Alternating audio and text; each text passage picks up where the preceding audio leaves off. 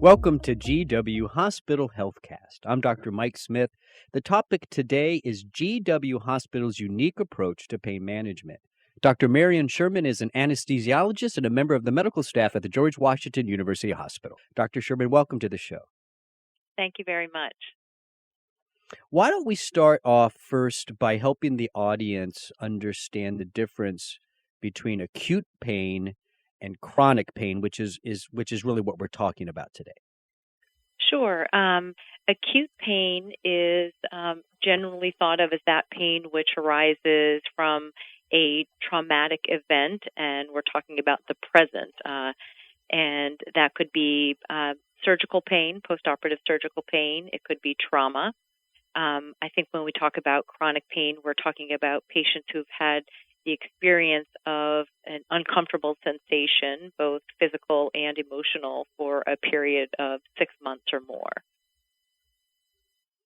Yeah, and so what's interesting then is a lot of people who undergo, say, that traumatic event that develops the acute pain, many people don't have any issues post, the event. Their acute pain is treated, but a lot of people do end up developing chronic pain. Why is that? Why do some people develop chronic pain and a lot of others don't?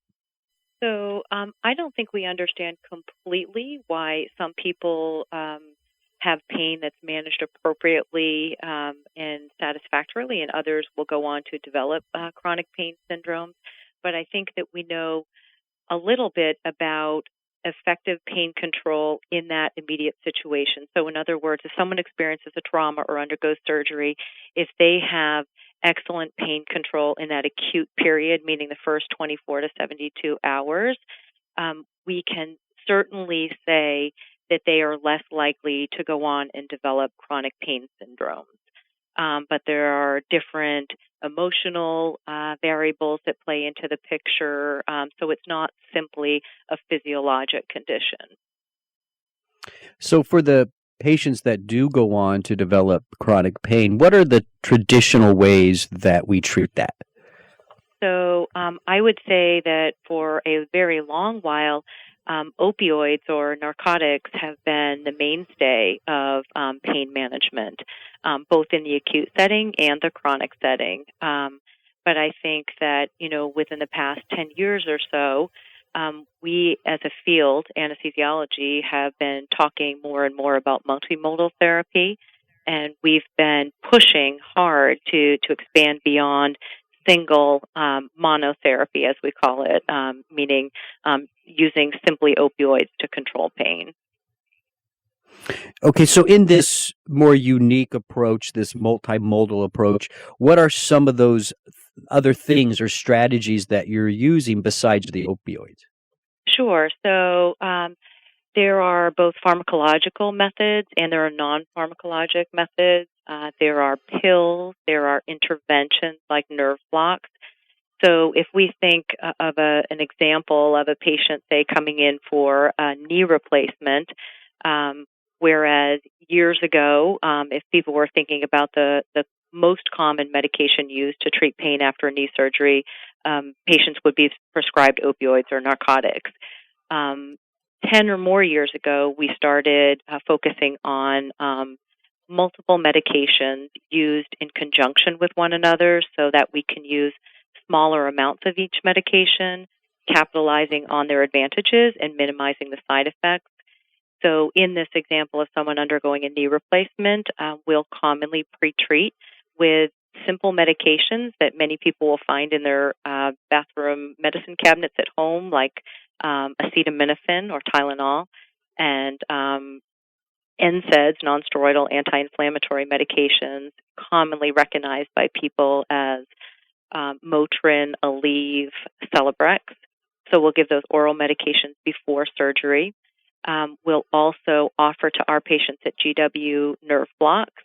What that means is essentially injecting local anesthetic in a perineural fashion, which means in the case of this knee replacement, we'll inject medication around the femoral nerve, which supplies about 50 to 60% of the pain messages that arise from injury sustained in a knee operation or joint replacement.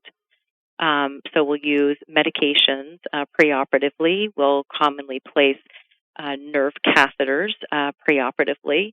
And for patients who have pain beyond that which is controlled by the measures I've already mentioned, we have additional methods at GW that we can use. We run something called ketamine infusion.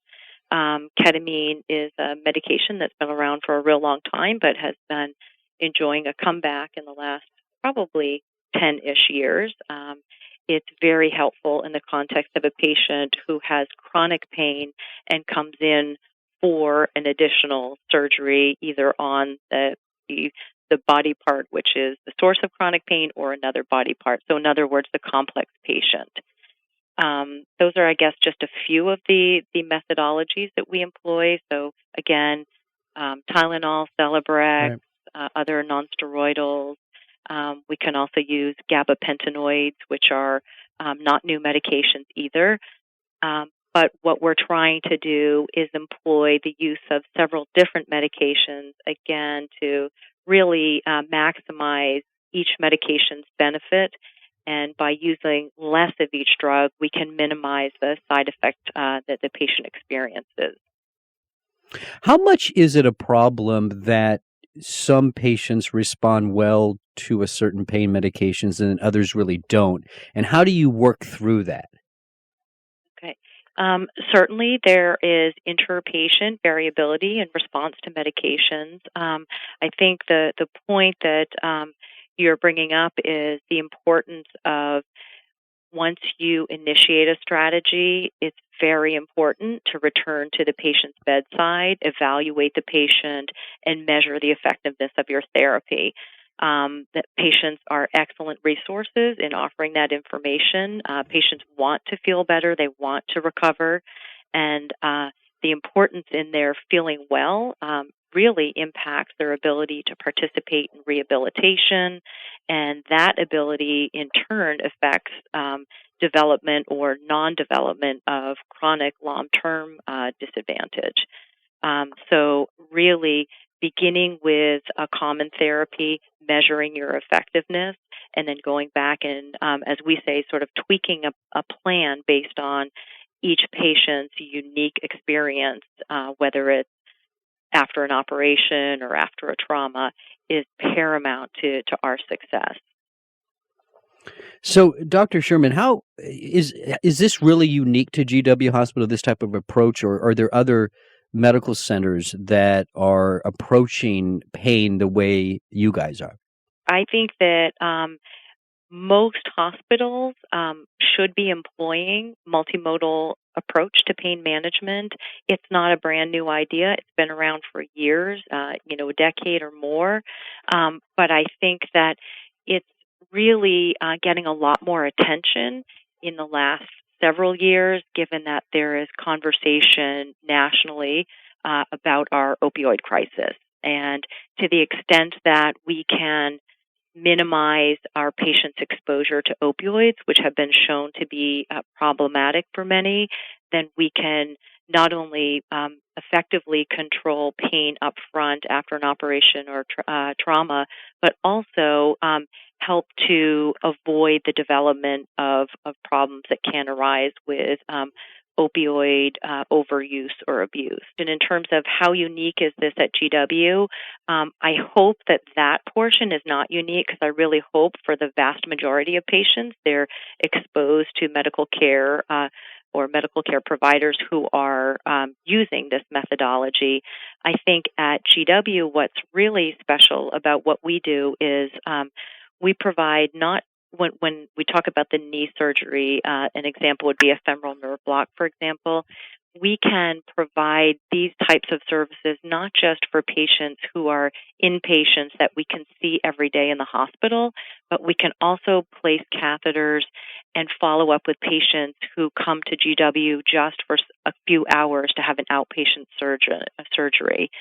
So what that means is we're really relying heavily on our acute pain management team here at GW. We have a specialized team that really organizes and focuses on the care of these patients in the postoperative period. So for postoperative patients who are going home on day of surgery, we follow them daily with a phone call. They've got a number that they can reach us at 24/7. I think that's really unique here at GW. I don't know how many hospitals offer patients the reassurance and the ability to call anyone, call us at any time of day, any day of the week. We are truly 24/7. There's a real live person at the end of the number that we give them to call should they experience difficulties with pain management while at home. So in summary, Dr. Sherman, what would you like people to know about pain management? I would like people to understand that pain management regimens are unique for each patient, that patients who are coming in for surgery can expect to have an informed discussion with their medical providers, be they anesthesiologists or surgeons, about their options for pain control. In a perfect world, we would have time ahead of the day of surgery to talk with patients about their options so that they have a less sort of compressed time frame during which they have to make these decisions. And that there are all kinds of ways to control pain. It's not just about pills. We can do interventions like I've mentioned, peripheral nerve blocks. We can run infusions as we do here at George Washington University. We run ketamine infusions intraoperatively and postoperatively on our standard medicine floors, which is unique. Ketamine infusions are not run everywhere. We've had tremendous success with the use of ketamine, particularly in our patients who have chronic pain syndromes who come in for surgeries. And we have new strategies on the horizon. So know that here at GW, we are working always for best case scenario, and that means looking forward to develop new and better and more comprehensive strategies for pain control for all patients. Well, Dr. Sherman, I want to thank you for coming on the show today. You're listening to GW Hospital Healthcast with the George Washington University Hospital. For more information, you can go to gwhospital.com. That's gwhospital.com. Physicians are independent practitioners who are not employees or agents of the George Washington University Hospital. The hospital shall not be liable for actions or treatments provided by physicians. This is Dr. Michael Smith. Thanks for listening.